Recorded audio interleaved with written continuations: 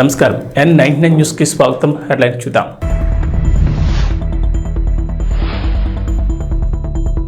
Neat వ్యవహారంపై స్పందించిన తెలంగాణ ముఖ్యమంత్రి రేవంత్ రెడ్డి ఢిల్లీలో పలువురు కేంద్ర మంత్రులతో భేటీ.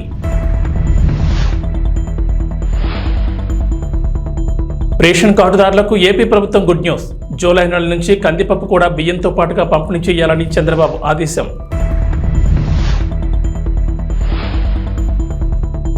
కల్కి సినిమాకి గుడ్ న్యూస్. ఏపీలో భారీగా టిక్కెట్ల రేట్ల పెంపు.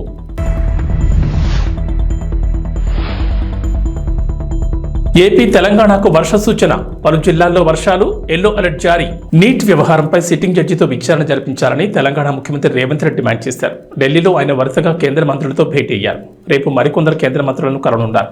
అలాగే నేడు ఆయన ఏఐసీసీ కార్యాలయానికి వెళ్లారు. నీట్ పరీక్ష అంశంపై మీడియా ప్రతినిధులు ఆయన ప్రశ్నించారు. ఈ సందర్భంగా ముఖ్యమంత్రి మాట్లాడుతూ ఏ ఒక్కరిపైనో కేసు వేసి క్లోజ్ చేసేందుకు సిబిఐ దర్యాప్తునకు ఆదేశించారని విమర్శించారు. కానీ జ్యుడిషియల్ విచారణ అవసరమన్నారు. ప్రధాని మోడీ విద్యార్థులకు భరోసా ఇవ్వడం లేదన్నారు. తెలంగాణకు సైనిక్ స్కూల్ కావాలని, ఇదే విషయమై తాను కేంద్ర మంత్రి రాజ్నాథ్ సింగ్ అడిగానన్నారు. ఆయన సానుకూలంగా స్పందించినట్లు చెప్పారు. రేవంత్ రెడ్డి కేంద్ర మంత్రి మనోహర్ లాల్ ఖట్టర్తోనూ భేటీ అయ్యారు. ఈ సందర్భంగా బిఎల్సీ మోడల్లో 2.70 లక్షల ఇళ్లు మంజూరు చేయాలని కేంద్ర మంత్రిని కోరారు. ఇళ్లను పీఎంఏవై కింద నిర్మిస్తామని తెలిపారు. అలాగే స్మార్ట్ సిటీ మిషన్ కాలపరిమితిని ఏడాది పాటు పొడిగించాలని కోరారు. రేషన్ కార్డుదారులకు ఏపీ ప్రభుత్వం గుడ్ న్యూస్ చెప్పింది. రేషన్ కార్డులు ఉన్నవారికి వచ్చే నెల నుంచి రేషన్ దుకాణాల్లో రాగులు కూడా పంపిణీ చేయనున్నారు. ఈ మేరకు పౌర సరఫరాల శాఖ నిర్ణయం తీసుకుంది. ప్రస్తుతం రాయలసీమలో మాత్రమే రేషన్ కార్డుదారులకు రాగులు పంపిణీ చేస్తున్నారు. జూలై నెల నుంచి రాష్ట్రమంతటా రాగులు పంపిణీ చేయనున్నారు. 3 కేజీల బియ్యానికి బదులుగా రాగులు పంపిణీ చేస్తారు. అలాగే సత్యసాయి, చిత్తూరు, తిరుపతి జిల్లా ప్రజలకు జూలై నుంచి జొన్నలు కూడా అందివ్వనున్నారు. ఒకవేళ రాగులు, జొన్నలు తీసుకునేందుకు రేషన్ కార్డుదారులు ఆసక్తి చూపని పరిస్థితులు వాటికి బదులుగా బియ్యం ఇవ్వనున్నారు. మరోవైపు రేషన్ కార్డుదారులకు జూలై నుంచి బియ్యంతో పాటుగా కందిపప్పు, పంచదార కూడా ఇవ్వాలని ఇప్పటికే నిర్ణయం తీసుకున్నారు. బహిరంగ మార్కెట్లో కందిపప్పు ధర భారీగా ఉన్న నేపథ్యంలో సగటు మధ్యతరగతి జీవికి ఊరట కలిగించేలా రేషన్ షాపుల్లో సబ్సిడీ ధరకు కందిపప్పు ఇవ్వాలని ప్రభుత్వం నిర్ణయం తీసుకుంది. గడిచిన కొన్ని రోజులుగా ఏపీలో రేషన్ దుకాణాల ద్వారా కందిపప్పు పంపిణీ నిలిచిపోయింది. సీఎం చంద్రబాబు దృష్టికి ఈ విషయం రాగా జూలై నెల నుంచి కందిపప్పు కూడా బియ్యంతో పాటుగా పంపిణీ చేయాలని ఆదేశించారు. ఆంధ్రప్రదేశ్ డిప్యూటీ సీఎం పవన్ కళ్యాణ్ దీక్ష చేయబోతున్నారు. బుధవారం నుంచి వారాహి అమ్మవారి దీక్ష చేస్తారు. 11 రోజుల పాటు నిర్వహించే ఈ దీక్షలో పండ్లు, ద్రవాహారం మాత్రమే తీసుకుంటారు. గత ఏడాది జూన్ మాసంలో పవన్ కళ్యాణ్ వారాహి విజయయాత్ర చేపట్టిన సంగతి తెలిసిందే. ఆ యాత్ర సందర్భంలోనూ వారాహి అమ్మవారికి పూజలు నిర్వహించి దీక్ష చేపట్టారు. ఈసారి ఈ నెల 26వ తేదీ నుంచి 11 రోజుల పాటు దీక్షలో ఉంటారు. పవన్ కళ్యాణ్కు దైవభక్తి ఎక్కువని చెప్తారు. ఆయన వారాహి అమ్మవారిని పూజిస్తారు. ఎన్నికల ముందు కూడా రాష్ట్ర వ్యాప్తంగా యాత్ర చేసేందుకు సిద్ధం చేసుకున్న వాహనానికి కూడా వారాహి అని పేరు పెట్టిన సంగతి తెలిసిందే. ఆంధ్రప్రదేశ్ ఎన్నికల్లో ఘన విజయం సాధించడంతో ఈ ఏడాది కూడా దీక్ష చేపట్టబోతున్నారు. గతంలో కూడా ఆయన దీక్షలు చేపట్టారు. ఆయన గతంలో చాతుర్మాస దీక్షను చేశారు. 4 నెలల పాటు ఆయన ఈ దీక్షను కొనసాగించారు. ఆషాఢం, శ్రావణం, భాద్రపదం, ఆశ్వీజ మాసం కలిపి 4 నెలల పాటు దీక్షను చేశారు. చాతుర్మాస దీక్షలో ఉన్నంతకాలం ఆహార నియమాలు పాటించేవారు. మితంగా సాత్విక ఆహారాన్ని మాత్రమే స్వీకరించేవారు. అంతేకాదు పవన్ ఒక్కపూట మాత్రమే ఆహారం తీసుకునేవారు. సూర్యాస్తమైన తర్వాత కొద్దిగా పాలు, పండ్లు ఆహారంగా తీసుకునేవారు. అలాగే పవన్ కళ్యాణ్ దీక్షను విరమించే సమయంలో హోమాన్ని నిర్వహించేవారు. ఆంధ్రప్రదేశ్లో కూటమి ప్రభుత్వ పాలన మొదలైంది. గత వారం అసెంబ్లీ సమావేశాలు జరగా మంత్రులు, ఎమ్మెల్యేలు గత వారం అసెంబ్లీలో ప్రమాణాలు చేశారు. అయితే సోషల్ మీడియా వేదికగా డిప్యూటీ సీఎం పవన్ కళ్యాణ్ పై ఓ ప్రచారం జరుగుతోంది. ఆయన ఫోటోను ట్వీట్ చేస్తూ అసెంబ్లీలో నిద్రపోతున్నారంటూ కొందరు ట్రోల్ చేస్తున్నారు. అయితే యువగళం పేరుతో ఓ యూట్యూబ్ ఛానల్ ఉంది. అయితే ఆ ఛానల్లో కూడా పవన్ కళ్యాణ్ టార్గెట్ చేస్తూ వీడియోలు చేశారు. అయితే ఈ యూట్యూబ్ ఛానల్కు టీడీపీకి లింక్ ఉందంటూ ప్రచారం జరుగుతోంది. ఈ క్రమంలో టీడీపీ ఎక్స్ వేదికగా స్పందించింది. జగన్ రెడ్డి పడేసే డబ్బుల కోసం నడుపుతున్న పేజీలు, ఛానల్స్ ఇవి. యువగళం అనే యూట్యూబ్ ఛానల్ టీడీపీకి అనుకూలం అనే విధంగా ఐపాక్ వాళ్ళతో మొదలుపెట్టించారు. గతంలో చంద్రబాబు తిడుతూ ఈ ఛానల్లో వీడియోలు పెట్టారు. ఇప్పుడు జనసేన అధినేత పవన్పై ఫేక్ వీడియోలు చేసి అది టీడీపీ వేసింది అనే విధంగా జనసేనకు అనుకూలంగా అనే విధంగా మరో ట్విట్టర్ పేజీలో పోస్ట్ చేశారు. 2 పార్టీల మధ్య అపోహలు సృష్టించడానికి ఒక పెద్ద కుట్రకు తెరతీశారంటూ మండిపడ్డారు. యువకాలం అనే యూట్యూబ్ ఛానల్తో టీడీపీకి ఎలాంటి సంబంధం లేదు. ఎన్నికల ముందు వరకు ఆ ఛానల్లో టీడీపీకి వ్యతిరేకంగా వీడియోలు పెట్టారు. ఇలా పార్టీల మధ్య, కులాల మధ్య, ప్రాంతాల మధ్య, సినిమా ఫ్యాన్స్ మధ్య కుట్రలు చేసే నీచ బుద్ధి ఈ దేశంలో జగన్ రెడ్డి ఒక్కరికే ఉంది. దయచేసి ఇలాంటి ఫేక్ వార్తలు నమ్మొద్దని, ఇలాంటి వాటిపై త్వరలోనే చట్టపరమైన చర్యలు తీసుకుంటామని చెప్పారు. ఎవరు ఎన్ని కుట్రలు చేసినా ఈ రాష్ట్ర భవిష్యత్తు కోసం రాష్ట్రం నుంచి సైకోగాళ్లను శాశ్వతంగా తరిమేసేదాకా టీడీపీ, జనసేన మైత్రి కొనసాగుతూనే ఉంటుందంటూ ట్వీట్ చేశారు. ఈ విధంగా ఆలోచన చేసేటువంటి చంద్రబాబు నాయుడు గారికి, పవన్ కళ్యాణ్ గారికి కూడా మనకు ధన్యవాదాలు చెప్పి, వారు ఏ ఆలోచనతో ఇచ్చారో దాన్ని సబూగా జరిపించడం కోసం మనందరూ కూడా ప్రయత్నం చేయవలసినటువంటి ధన్యవాదాలు చెప్పి, వారు ఏ ఆలోచనతో ఇచ్చారో దాన్ని సబూగా చెప్పి, వారు ఏ ఆలోచనతో ఇచ్చారో దాన్ని ఏపీ ముఖ్యమంత్రి తెలుగుదేశం పార్టీ అధినేత నారా చంద్రబాబు నాయుడు తెలుగు తమిళకు శుభవార్త చెప్పారు. గత ప్రభుత్వ హయాంలో అధికారం ఉందనే అహంకారంతో విర్రవీగి టీడీపీ నేతల్ని కార్యకర్తల్ని వేధించిన వైఎస్ఆర్సీపీ నేతల్ని టీడీపీలోకి తీసుకునేది లేదని తేల్చి చెప్పారు. గత ప్రభుత్వంలో టీడీపీకి నష్టం చేసిన వారిని, అలాగే చట్టవిరుద్ధంగా వ్యవహరించిన వారిని వదిలేది లేదన్నారు. ఇప్పుడు మనకు అధికారం వచ్చిందని సొంత లాభం కోసం ఇప్పుడు పార్టీలోకి వచ్చే వారి విషయంలో జాగ్రత్తగా ఉండాలన్నారు. టీడీపీ ఎమ్మెల్యేలు, నియోజకవర్గ ఇన్ఛార్జీలు, పరిశీలకులు, ముఖ్య నేతలతో చంద్రబాబు టెలికాన్ఫరెన్స్ లో మాట్లాడారు. అన్యాయం చేసిన వారిని ఉపేక్షించేది లేదని, ప్రజలు నమ్మి అద్భుతమైన విజయాన్ని అందించారని, ఆ నమ్మకాన్ని నిలబెట్టుకోవాలని సూచించారు చంద్రబాబు. పొత్తులో భాగంగా 31 మంది ఇన్ఛార్జీలకు సీట్లు ఇవ్వలేకపోయామని, అయినా వారు ఎన్డీఏ గెలుపు కోసం పనిచేశారని గుర్తు చేశారు. ఎన్నికల్లో ఏకంగా 57% ఓట్లు సాధించామని, 93% స్ట్రైక్ రేట్తో గెలిచామని గుర్తు చేశారు. 2029 ఎన్నికలకు కూడా ఇప్పటి నుంచే ప్రణాళికలు సిద్ధం చేసుకోవాలని సూచించారు. పోలీస్ శాఖ హెచ్చరికల పేరుతో సోషల్ మీడియాలో వైరల్ అవుతున్న వార్తలపై హైదరాబాద్ పోలీసులు స్పందించారు. నగరంలో దుకాణాలన్నీ రాత్రి 10:30 లేదా 11 గంటలకే మూసేయాలంటూ వస్తున్న వార్తలను పోలీసులు ఖండించారు. ఆ వార్తలు పూర్తిగా అబద్ధమంటూ హైదరాబాద్ పోలీసులు తమ అధికారిక ట్విట్టర్ ఖాతాలో పోస్ట్ చేశారు. దుకాణాలు, సంస్థలు మూసేసే సమయాలు ప్రస్తుతం అమల్లో ఉన్న నిబంధనల ప్రకారమే కొనసాగుతాయని, ఇది అందరూ గమనించాలని హైదరాబాద్ పోలీసులు తెలిపారు.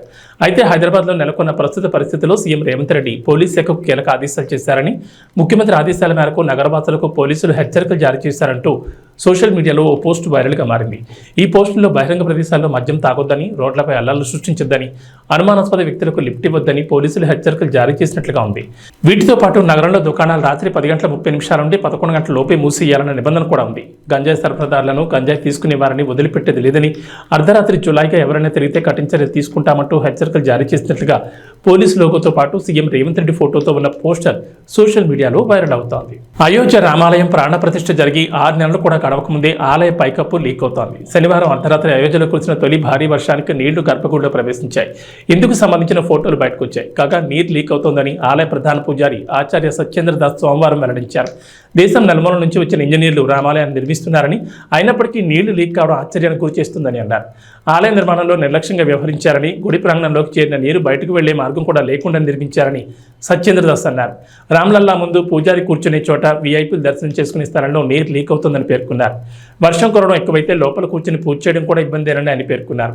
నీళ్లు ఇలా ఎందుకు లీక్ అవుతున్నాయని, అంతమంది పెద్ద ఇంజనీర్ల సమక్షంలో నిర్మించిన ఆలయంలో ఇలా జరగడం ఏంటని ఆయన ప్రశ్నించారు. ఈ సమస్యకు తక్షణమే పరిష్కరించాలని ఆలయ అధికారులకు విజ్ఞప్తి చేశారు. గ్రామంలోని ప్రజా సమస్యలను పరిష్కారం చేస్తామని కడప జిల్లా పోరుమామిళ్ల మండల తహసీల్దార్ శిరీష్ అన్నారు. కడప జిల్లా పోరుమామిళ్ల మండలం రంగసముద్రం గ్రామ సర్వే నెంబర్ 570/1, 570/2లలో భూమికి సంబంధించి నరసింగపల్లె గ్రామానికి చెందిన రైతులు గత 2 రోజుల క్రితం ఘర్షణ పడ్డారు. ఈ విషయంపై మండల తహసీల్దార్ శిరీష, రెవెన్యూ ఇన్స్పెక్టర్ సుధాకర్ రెడ్డి, మండల సర్వేయర్ జానీ మరియు రెవెన్యూ సిబ్బంది ఆ గ్రామాన్ని సందర్శించి భూమిని పరిశీలించి భూమి హద్దులు నిర్ధారించి గ్రామస్తులతో మాట్లాడారు. ఈ మేరకు తహసీల్దార్ శిరీష రెవెన్యూ రికార్డు ప్రకారం జిల్లా కలెక్టర్ విజయరామరాజుకు విచారణ నివేదిక సమర్పించారు.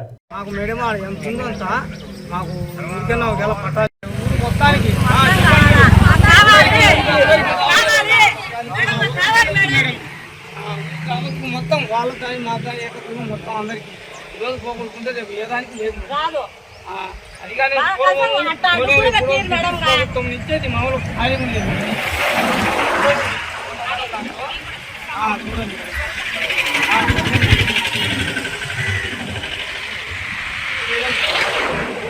పట్టణాలలో లేదు. అటువంటి ఇదే పొలాలతో పొలాలను పోతానే ఉండదు. పోతాను కానీ వాళ్ళ పట్టాలే అని నాకేంటి మాకు దారి చెప్పండి.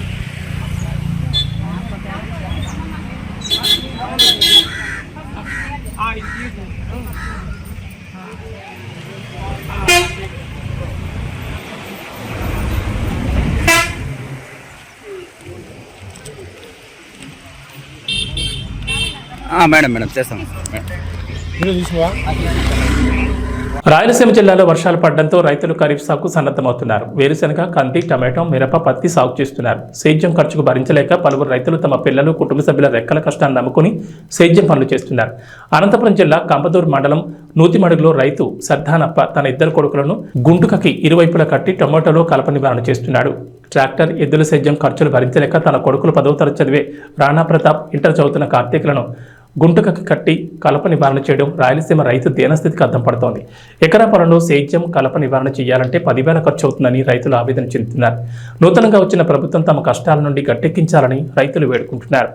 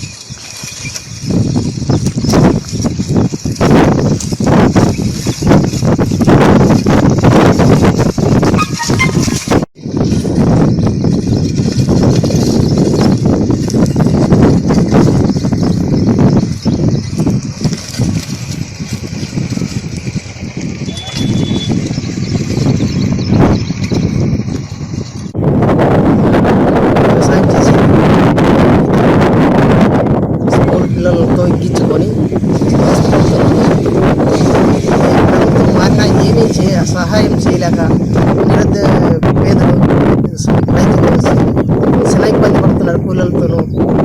ఏదైనా ప్రభుత్వాలు మారుతున్నాయి కానీ ఎవరు సాయం చేసేటట్టు లేరు.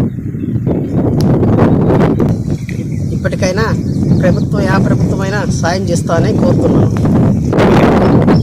కూలీల్లో పెట్టుబడి పెట్టలేక శాతకాక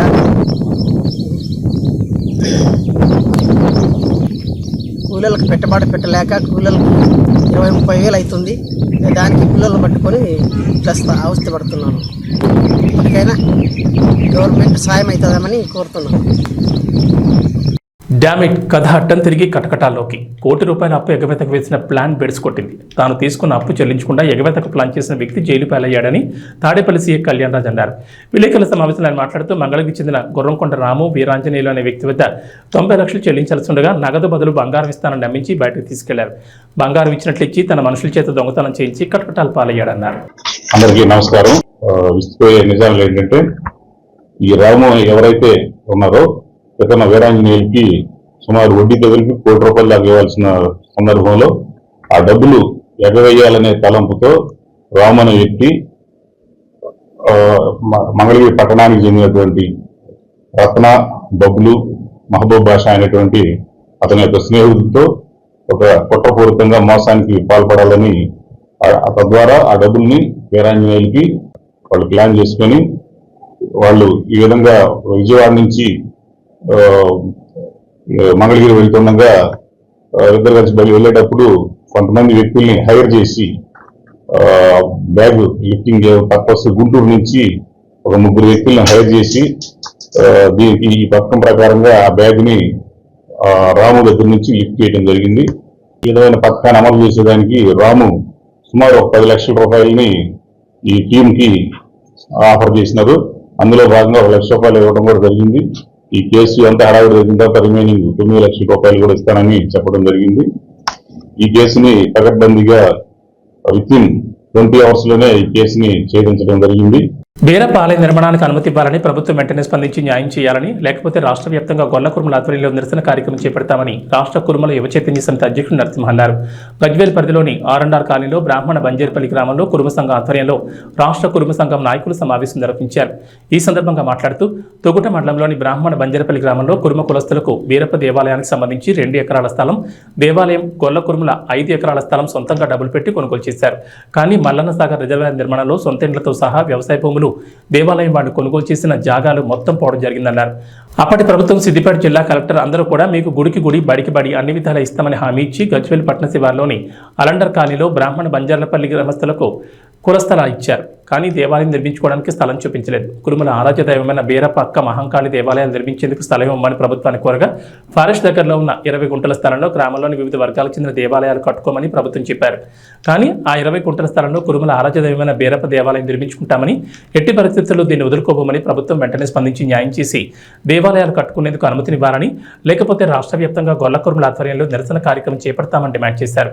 ఈ కార్యక్రమంలో ఉపాధ్యక్షుడు వెంకటేష్, ప్రధాన కార్యదర్శి మేస సత్యనారాయణ, లకుడారం సర్పంచ్ కందూరి ఐలయ్య, కొడకండ్ల మాజీ ఎంపీటీసీ అంజయ్య, కురుమ సంఘం నాయకులు పాల్గొన్నారు. ముంపు ప్రాంతాలకు ఏదైతే హామీ ఇచ్చి గత ప్రభుత్వం వారి స్థావరాలను తొలగించి వేరే స్థావరం ఏర్పాటు చేసిందో అందులో భాగంగా మీ భూములకు భూములు, ఇండ్లకు ఇండ్లు, గుడికి గుడి, బడికి బడి అని చెప్పి ఆ రోజు తన భూములను లాక్కొని వాళ్ళను పక్కకు పంపించడం జరిగింది. సరే, పక్కకి ఇచ్చిర్రు, భూములకు భూములు ఇస్తామన్నారు, మా గుడికి గుడి ఇస్తామన్నారు. ఏది అని ఇక్కడి కులస్తులు గ్రామ సర్పంచ్ని అడిగినప్పుడు కొంత స్థావరాన్ని చూపెట్టడం జరిగింది. అది ఒక లెవెల్ లేకుండా ఉన్న భూమిని చూపెడితే ఈరోజు కొంత కష్టపడి ఆర్థికంగా ఖర్చు పెట్టుకొని దాన్ని ఒక లెవెల్ చేసుకొని ఇవాళ దేవుడా మేము అన్ని కోల్పోయినాం, ఈరోజు నువ్వే దిక్కని మొక్కుదాం అనుకున్న సమయానికి ఈ జాగను కూడా మీకు ఎటువంటి చట్టబద్ధత లేదు, మీకు పట్టాలు లేవు, ఇందులో గ్రామానికి సంబంధించింది వివిధ గ్రామ దేవతలను కూడా నెలకొల్పుతామని మాది సుమారు 7 ఎకరాల భూమి బీరప్ప గుడిది మల్లన్న సాగర్ ముంపు గ్రామంలో పోయినటువంటి గ్రామాన్ని ఇక్కడ గజ్వేల్లోని R&R కాలనీలో కేటాయించి ఇండ్లు అక్కడి నుంచి ముంపు ప్రాంతంలో గత ప్రభుత్వంలో ఏదైతే కుర్మలు ఉన్నారో ఆ కుర్మలు ఇళ్లకు ఇల్లు ఇచ్చి గుళ్ళకు గుళ్ళు, బళ్ళకు బళ్ళ అని చెప్పి కార్యక్రమంని ఆ రోజు మొదలుపెట్టి గత ప్రభుత్వం ఏదైతే ఇక్కడికి తరలించడం జరిగింది.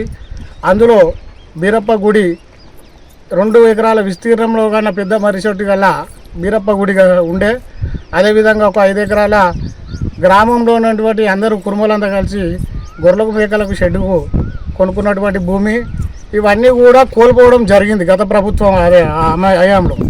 అయితే గత ప్రభుత్వం ఇక్కడికి వీళ్ళని తరలించడం జరిగింది. ఏదైతే మల్లన్న సాగర్ ప్రాజెక్టులో భాగంగా ఇక్కడ వీళ్లకు మా కులాదైవం ఏంటంటే బీరప్ప గుడి అనేది మా కులాదైవం దేవుడు. కాబట్టి అప్పుడు తౌట మండలంలో ఉన్నటువంటి బ్రాహ్మణ బంజేర్పల్లి అప్పుడు ప్రభుత్వం మల్లన్న సాగర్ ప్రాజెక్టులో భాగంగా ఆ గుడి అక్కడ ఉన్నటువంటి భూములను కోల్పోయి ఎంతో వాళ్ళు పేదవారిగా మిగిలినారు. అక్కడ ఉన్నటువంటి భూములు మల్లన్న సాగర్కి తీసుకుంటే పక్కనున్న గ్రామాలు ప్రజలు ఎంతో మంది మేలు జరిగింది. వాళ్ళ భూములు పోతే పక్క గ్రామాలు జిల్లాలను దాటిపోయి అక్కడ మల్లన్న సాగర్ ప్రాజెక్టు వల్ల ఎంతో మంది సుఖపడుతురు, ఎంతో పంటలు పండించుకుంటారు. కానీ అలా ప్రాజెక్టులో పోయినటువంటి మా కుర్మకులస్తులైనటువంటి వీళ్లకు అన్యాయం జరిగింది. కాబట్టి ఇప్పటికైనా కలెక్టర్ గారు కానీ ఆర్డీఓ గారు కానీ ఇప్పటికైనా స్పందించి ఈ కుర్మలకు సంబంధించిన కులాదైవమైనటువంటి బీరప్ప గుడిని ఇక్కడ కట్టేటట్టు మంజూరు చేయాలని, అలాగే వాళ్ళకు కుర్మ కులస్తులకు కేటాయించినటువంటి ఈ అద్దెగ్రం జాగా వాళ్లకు ఖచ్చితంగా ఒకవేళ రేపు మా కుర్మ కులస్తులకు ఏమన్నా అన్యాయం జరిగినా, ఇక్కడ బీరప్ప గుడి స్థలానికి ఏమన్నా అన్యాయానికి గురైనా అధికారులు పట్టించుకోకపోతే ఆర్డీఓ గారు కానీ కలెక్టర్ గారు కానీ ఎంఆర్ఓ గారు కానీ ఇక్కడ ఉన్నటువంటి ప్రజాప్రతినిధి స్థానికంగా ఎవరు పట్టించుకోకపోయినా మేము కేవైసీ మా కుర్మ కమిటీ తరపున పెద్ద ఎత్తున ఆందోళన చేస్తాం, కలెక్టర్ను ముట్టడిస్తాం. మేము స్థాన ఉధృతం చేసి పోరాటం చేసి మా కుర్మ కులస్తులైనటువంటి భూమి మేము దక్కించుకునేటట్టు మేము ముందుంటామని ఈ సందర్భంగా తెలియజేసుకుంటున్నాం. రెబల్ స్టార్ ప్రభాస్ నాగాశ్విన్ కాంబోలో వస్తున్న కల్కి 2898 ఏడీ చిత్రం రిలీజ్ దగ్గర పడుతోంది. మరో 2 రోజుల్లో విడుదల కానున్న ఈ చిత్రంపై భారీ అంచనాలున్నాయి. ఇప్పటికే రిలీజ్ అయిన ట్రైలర్ కి సూపర్ రెస్పాన్స్ వచ్చింది. భారీ యాక్షన్ ఎంటర్టైనర్ గా రాబోతున్న ఈ చిత్రానికి గుడ్ న్యూస్ ఇచ్చింది ఏపీ సర్కార్. ఆంధ్రప్రదేశ్లో కల్కి టికెట్ల రేట్ల పెంపు విషయంలో కీలక నిర్ణయం తీసుకుంది. సింగిల్ స్క్రీన్లకు 75, మల్టీప్లెక్స్లకు 125 వరకు టికెట్ రేట్లు పెంచుకునేందుకు అనుమతులు ఇచ్చింది ఏపీ ప్రభుత్వం. అంతేకాకుండా అదనపు షోలకు కూడా పర్మిషన్ ఇచ్చింది. ప్రతి థియేటర్లో 5 షోలు వేసుకునేందుకు అనుమతించింది. దీంతో గత 5 ఏళ్లలో ఏ సినిమాకి లేనంతగా అదనపు టికెట్ ధర కల్కికి దక్కింది. ఈ మేరకు ఉత్తర్వులు జారీ చేసింది ఏపీ ప్రభుత్వం. ఆంధ్రప్రదేశ్లో ఈ చిత్రం అడ్వాన్స్ బుకింగ్స్ మంగళవారం నాడు ఓపెన్ అవుతాయి. ఇటీవల తెలంగాణ ప్రభుత్వం కూడా కల్కి టికెట్ రేట్ల పెంపునకు అనుమతులు ఇచ్చిన సంగతి తెలిసిందే. ఈ నెల 27 నుంచి జూలై 4 వరకు ఈ టికెట్ రేట్లు పెంచుకునేందుకు పర్మిషన్ ఇచ్చింది రేవంత్ సర్కార్. మొత్తం 8 రోజుల పాటు ఈ టికెట్ ధరలు పెంచుకునేందుకు వెసులుబాటు ఇచ్చింది. టికెట్పై గరిష్టంగా 200 పెంచుకునేందుకు పర్మిషన్ ఇచ్చింది. సింగిల్ స్క్రీన్ థియేటర్లలో 75, మల్టీప్లెక్స్లో అయితే 100 వరకు పెంచుకోవచ్చని తెలిపింది. టీమిండియా కెప్టెన్ రోహిత్ శర్మ మరోసారి అదరగొట్టాడు. T20 వరల్డ్ కప్ 2024లో భాగంగా సోమవారం ఆస్ట్రేలియాతో జరిగిన మ్యాచ్లో విధ్వంసం సృష్టించాడు. డారెన్ సామి నేషనల్ క్రికెట్ స్టేడియం వేదికగా జరిగిన ఈ మ్యాచ్లో 41 బంతుల్లోనే 92 పరుగులు బాదాడు. తన కెరీర్లోనే బెస్ట్ ఇన్నింగ్స్లో ఒకటిగా నిలిచిపోయేలా హిట్ మ్యాన్ ఆడాడు. తన ఇన్నింగ్స్లో 7 4లు 8 సిక్సర్లు బాదాడు. భారత్ 205 పరుగుల భారీ స్కోర్ సాధించడంలో కీలక పాత్ర పోషించాడు. ఈ మ్యాచ్లో సిక్సర్ల సునామీ సృష్టించిన రోహిత్ శర్మ సంచలన రికార్డు సృష్టించాడు. ఆసీస్పై 8 సిక్సర్లు బాదడంతో ప్రస్తుతం T20 ప్రపంచ కప్లో రోహిత్ శర్మ సిక్సర్ల సంఖ్య 13కు చేరింది. ఒక T20 వరల్డ్ కప్లో ఏ భారతీయ ఆటగాడికైనా ఇవి అత్యధిక సిక్సర్లుగా ఉన్నాయి. T20 వరల్డ్ కప్ ఆరంభ ఎడిషన్ 2007లో యువరాజ్ సింగ్ 12 సిక్సర్లు బాదాడు. ఆ రికార్డు రోహిత్ ప్రస్తుత టోర్నీలో అధిగమించాడు. కాగా 2007 టోర్నీలో యువరాజ్ 12 సిక్సర్లు బాదగా అందులో 6 సిక్సర్లు ఇంగ్లాండ్ పేసర్ స్టూవర్ట్ బ్రాడ్ వేసిన ఒకే ఓవర్లో రావడం విశేషం. ఇక వాతావరణ విషయానికి వస్తే తెలంగాణలో ప్రస్తుతం రెగ్యులర్గా వర్షాలు కురవడం లేదు. వర్షాకాలం సగం సీజన్ అయిపోతున్నా అడపాదడప మాత్రమే వర్షాలు కురుస్తున్నాయి. విత్తనాలు విత్తిన రైతులు వర్షం కోసం ఎదురు చూస్తున్నారు. వరుణుడి కరుణ కోసం ఆకాశం వైపు ఆశగా చూస్తున్నారు. ఈ నేపథ్యంలో హైదరాబాద్ వాతావరణ కేంద్రం అధికారులు రైతన్నలకు శుభవార్త చెప్పారు. నేటి నుంచి మరో 3 రోజుల పాటు రాష్ట్రంలో వర్షాలు కురుస్తాయన్నారు. ప్రస్తుతం నైరుతి రుతుపవనాలు రాష్ట్రమంతటా విస్తరించున్నాయి. ఈ పవనాలతో పాటు ద్రోణి ప్రభావంతో రాష్ట్రంలో తేలికపాటి నుంచి కొన్ని చోట్ల భారీ వర్షాలు కురుస్తాయన్నారు. అటు ఏపీలో కూడా అక్కడక్కడ వర్షాలు కొనసాగుతున్నాయి. రుతుపవనాల ప్రభావంతో పార్వతీపురం, మన్యం, అల్లూరు సీతారామరాజు జిల్లాల్లో అక్కడక్కడ పిడుగులతో కూడిన తేలికపాటి నుంచి మోస్తరు వర్షాలు కురిసే అవకాశం ఉందని విపత్తుల సంస్థ ఎండీ రోణంకి కోర్మానాథ్ పేర్కొన్నారు. అలాగే శ్రీకాకుళం, విజయనగరం, పార్వతీపురం, మన్యం, అల్లూరు సీతారామరాజు, విశాఖపట్నం, అనకాపల్లి, కాకినాడ, డాక్టర్ బిఆర్ అంబేద్కర్ కోనసీమ, తూర్పుగోదావరి, పశ్చిమ గోదావరి, ఏలూరు, కృష్ణా, ఎన్టీఆర్, గుంటూరు, బాపట్ల, పల్నాడు, ప్రకాశం, నెల్లూరు, చిత్తూరు, తిరుపతి, కడప, అన్నమయ్య జిల్లాలో అక్కడక్కడ పిడుగులతో కూడిన తేలికపాటి వర్షాలు కురిసే అవకాశం ఉందన్నారు. ఇవి బులెటిన్ విశేషాలు. నమస్కారం.